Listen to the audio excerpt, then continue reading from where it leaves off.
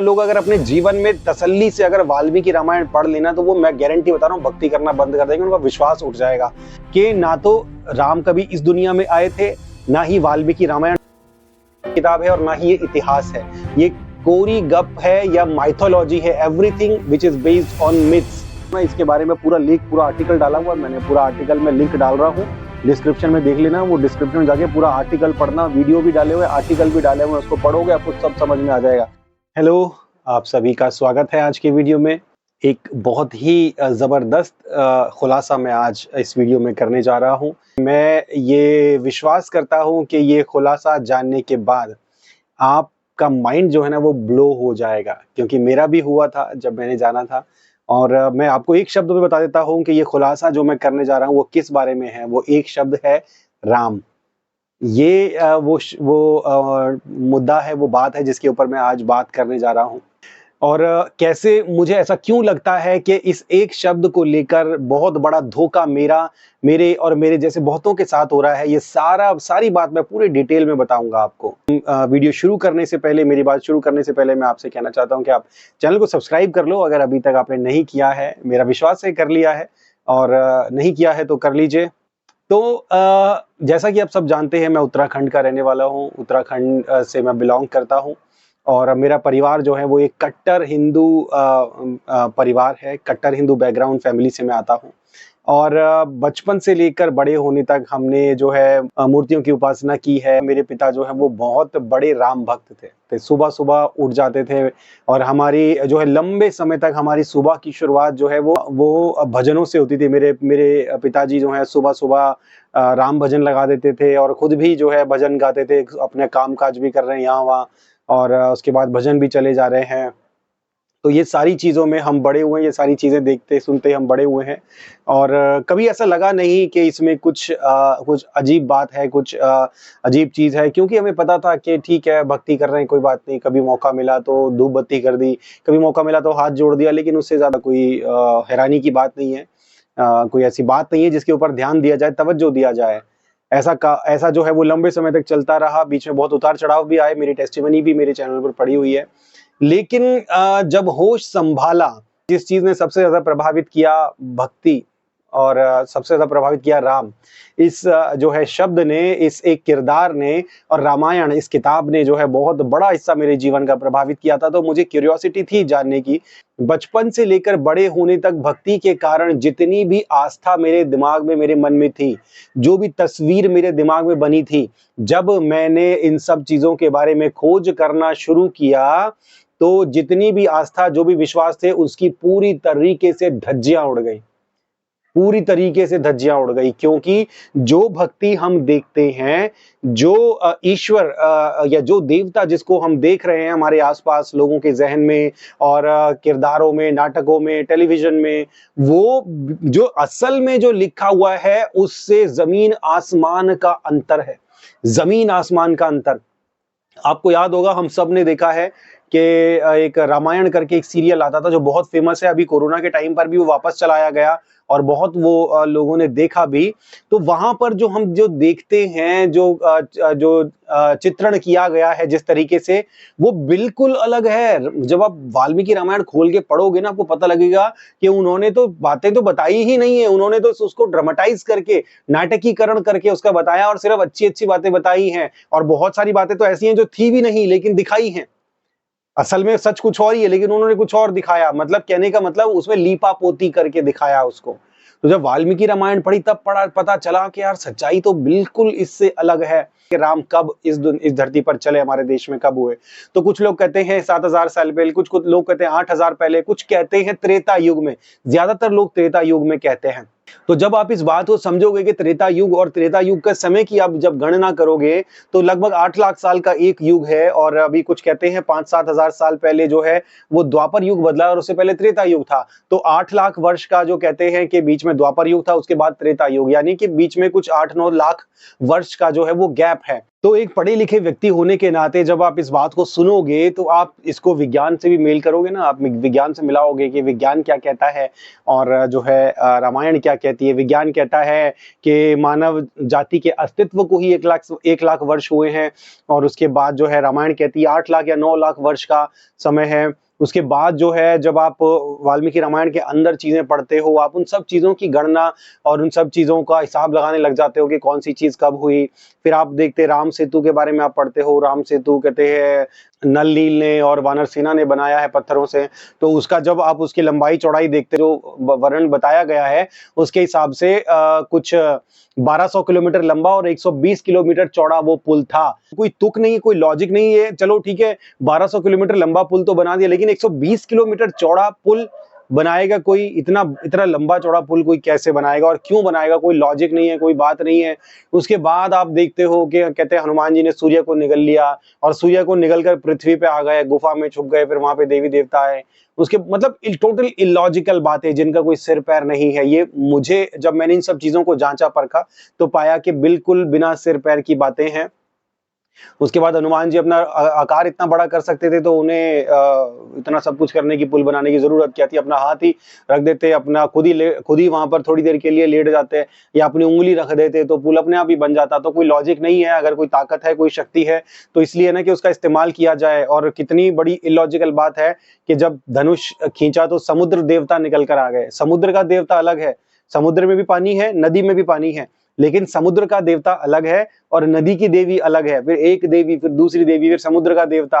अब समुद्र बोलने में, ओशन जब बोलने में जब आता है तो वहां पर एक मेल साउंड करता है ना, एक पुरुषवाचक शब्द है समुद्र, तो वहां पर एक देवता दिखा दिया। लेकिन नदी जो है वो एक स्त्री वाचक शब्द है तो वहां पर देवी दिखा दी।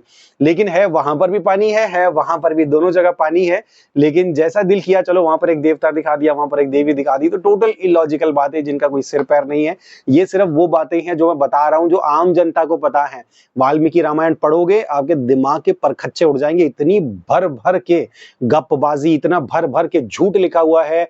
झूठ कहने का मतलब ये है कि वो बातें जिनको आप सत्य साबित नहीं कर सकते, जिनको आप इतिहास बता ही नहीं सकते, किसी कीमत पर नहीं बता सकते। आज समस्या पता क्या है? आज समस्या ये कि लोग भक्ति तो कर रहे हैं, राम के नाम पर मारकाट भी कर रहे हैं, राम के नाम पर बहुत बड़े बड़े जो है मंदिर भी बना रहे हैं, बहुत कुछ कर रहे हैं, लेकिन उन्होंने कभी अपने जीवन में वाल्मीकि रामायण खोल के नहीं पढ़ी। समस्या ये है।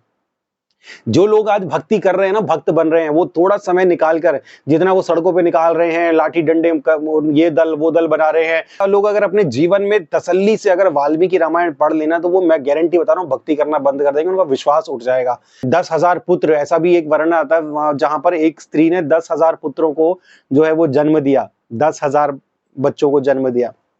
तो ऐसे बहुत सारी कोरी गप लिखी हुई हैं जिनको आप जो है, आप जिनको सच साबित नहीं कर सकते। इतिहास साबित तो करना तो बहुत दूर की बात है, ठीक है। तो ये सारी चीजों के ऊपर जब मैंने स्टडी किया, रिसर्च किया, जो मुझे एक बात तो कंफर्म हो गई कि ना तो राम कभी इस दुनिया में आए थे, ना ही वाल्मीकि रामायण जो है वो एक सच्ची किताब है, और ना ही ये इतिहास है। ये कोरी गप है या माइथोलॉजी है। Everything which is based on myths. एक बात तो कंफर्म होगी कि ये बातें सच नहीं है। ये बातें टोटल जो हैं वो इलॉजिकल हैं और कल्पनाओं पर आधारित है, और ऐसा कभी कुछ इस देश में कभी भी हुआ नहीं था। लेकिन अगर कहीं से कुछ बात निकली है, कुछ बात चली है, तो उसका कोई ना कोई तो शुरुआत जरूर होगा। अगर हमारे पास ये टूटे फूटे विवरण मौजूद हैं कि जहां पर कोई सिर पैर नहीं है फिर भी वो विवरण है, इसका मतलब कि इसका ओरिजिनल वर्जन भी कहीं ना कहीं होना चाहिए।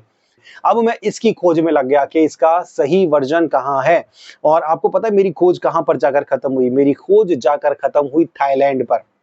आपको ये जानकर हैरानी होगी कि राम कभी भी इस देश में पैदा हुए ही नहीं, ना इस देश में राम रहे, ना इस देश में राम ने राज्य किया, और ना ही रामायण का कोई भी संबंध इस देश से है। वो बात अलग है कि लोग जबरदस्ती झूठे सबूत जो है वो पैदा करके राम को इस देश का या इस देश में पैदा हुआ या इस देश का बताने की कोशिश करते हैं। ये सब कुछ जो है, ये सब कुछ घटित हुआ कहां पर? थाईलैंड के अंदर। थाईलैंड की जो राष्ट्रीय किताब है वो रामायण है।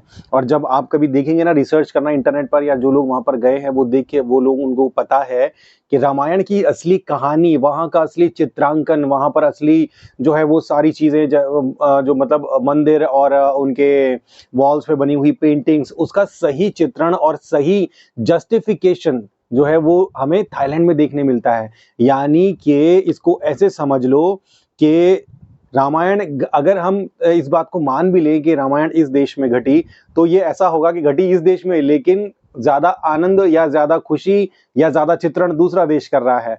कहते हैं ना, बेगानी शादी में अब्दुल्ला दीवाना, लेकिन है इसका उल्टा। बताया ये जाता है कि हमारे देश के भगवान जो है या देवता जो है, उनकी पूजा थाईलैंड में की जाती है, और रामायण का ही जो है एक रूप वहां पर थाईलैंड में भी मौजूद है।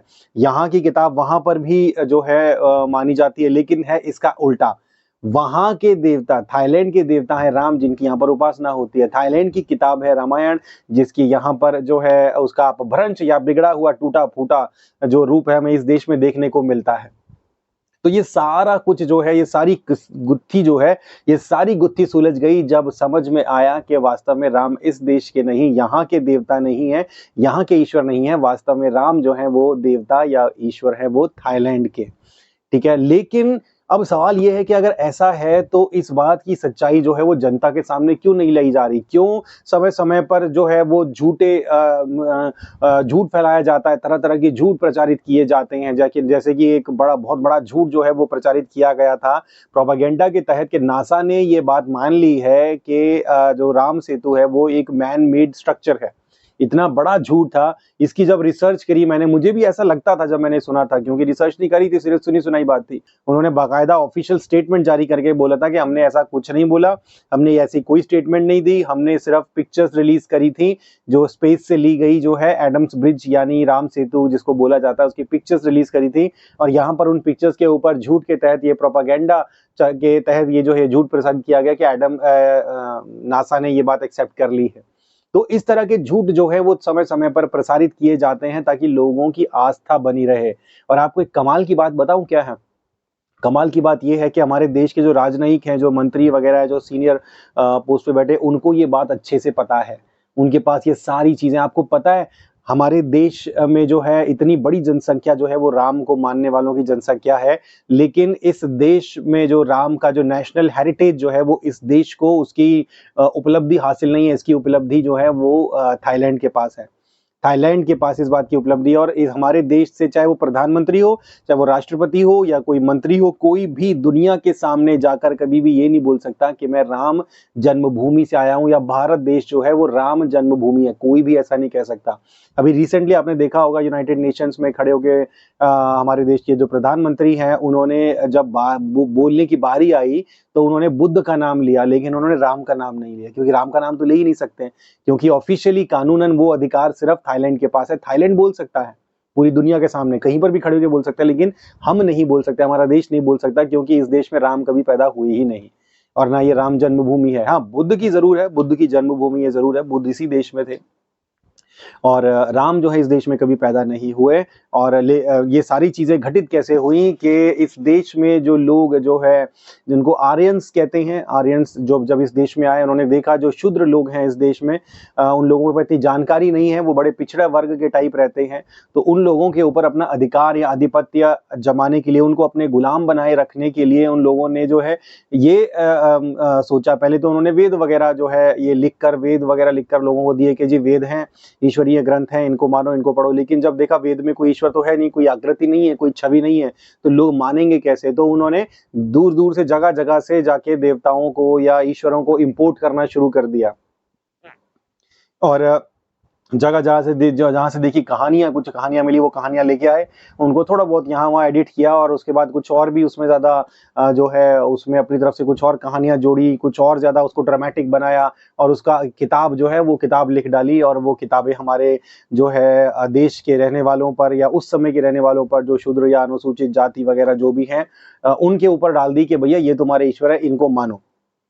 ठीक है, तो अब जो है आपको, अच्छा एक बात यहाँ पर, और मैं इसके ऊपर एक और वीडियो बनाऊंगा, बाकी भी जितने भी जो देवी देवता वगैरह जो है, जैसे शिव हो गए, और दुर्गा और विष्णु, आपको जानकर बड़ी हैरानी होगी कि मिस्र की जो सभ्यता माइथोलॉजी है ना, मिस्र की माइथोलॉजी से हमारे देश में जो माइथोलॉजी है, जैसे शिव जिनके मैंने भी नाम लिए, इन सब का ये वहाँ के मिस्र के देवी देवता, मिस्र की सभ्यता में जिनकी उपासना होती थी और हमारे देश में जिनकी उपासना होती है, इन सब देवी देवताओं में बहुत जो है असामान्य तरीके से, मतलब बहुत जबरदस्त सिमिलैरिटी है।